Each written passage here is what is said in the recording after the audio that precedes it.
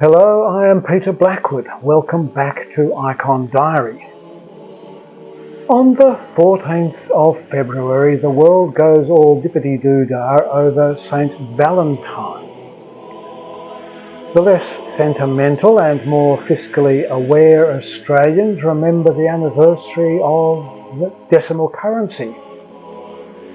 But how many of us recall that it is the Saint's Day, the day for remembering Cyril and Methodius, Christian pioneers whose missionary methods challenged the missiology of their day and can still cast a critical glance at European mission through more recent centuries. Robert Gribbon, renowned throughout the world for his studies in liturgy, was a researcher in missiology and has written this biography of Cyril and Methodius.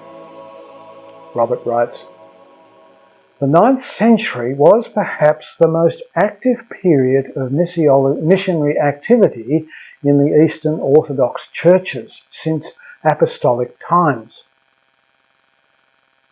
Patriarch Photius chose 2 Greek brothers from Thessalonica, Constantine, whose monastic name was Cyril, born 826, died 869, and Methodius, born circa 815 and died 885, to initiate the conversion of the pagan Slavs, Moravians, Bulgarians, Serbs and Russians.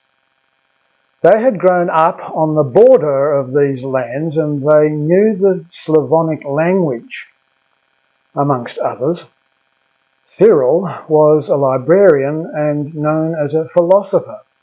Both were ordained priests, and in 863 they set off for what is now the Czech lands with an invitation from the local prince and the blessing of the Byzantine emperor. In preparation for this venture, the brothers had translated the Gospels, the larger part of the New Testament and some of the Old, and the liturgical books into Slavonic. An enormous task, especially since they had to begin by inventing an alphabet, now known in developed form as Glagolithic or Cyrillic.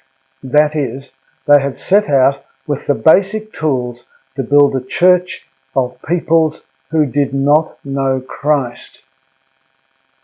What is known as Church Slavonic is still the basic liturgical language of the Russian and related churches, and a great literature grew up from it in the related languages. Their methodology, however, was in contrast to that of Rome, whose missionaries had to teach their converts Latin before they could teach them anything else. And indeed, there were clashes between missionaries of the 2 Christian centres. At this stage, however, the Eastern and Western wings believed themselves belonging to the one universal church, and the brothers travelled to Rome to place their mission under the Pope. Their exceptional approach and their church books received his blessing, but sadly under the Pope's successor and under German Catholic influence back in Moravia, the old Latin approach was enforced and the saint's work eradicated soon after Methodius died. However, the seeds had been sown and bore fruit, especially in Russia, Bulgaria and Serbia, whose rulers conscientiously chose Cyril and Methodius's way. Rightly are they known as the apostles of the Slavs. Success took a long time and was largely achieved by decision of tsars and princes. Some half-convinced Greek missionaries used Greek, which was no more understandable to the Bulgarians than Latin. In Romania, a Latin-based culture, the Slavonic influence, is still mixed with the Latin in the Orthodox Church. The younger brother Cyril died in Rome. He became a monk in 868, just before his death on February the 14th, 869, and is buried there.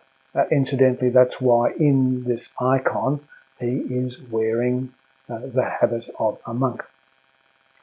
Methodius had been made a bishop by the Pope circa 870. Yes, you guessed it, that's why he's wearing bishop's clobber. Was made a bishop by the Pope circa 870 for his return to Moravian lands after their embassy to Rome. He was imprisoned for 2 years by rival church authorities and endured many years of theological and ecclesiastical disputes. He died in Moravia. Their pupils, however, carried on the work into further lands, paving the way for their declaration as co-patrons of Europe with St Benedict by Pope John Paul II in 1980. So there we have an account of these remarkable missionaries. I struggled with the scroll that Cyril is holding, and I took ages trying to work out what it was actually saying until I finally realised it was the beginning of the Cyrillic alphabet, which Cyril invented. My Russian icon teachers thought this was hilarious. Anyway, remember Cyril and Methodius on the 14th of February, and thank you for watching.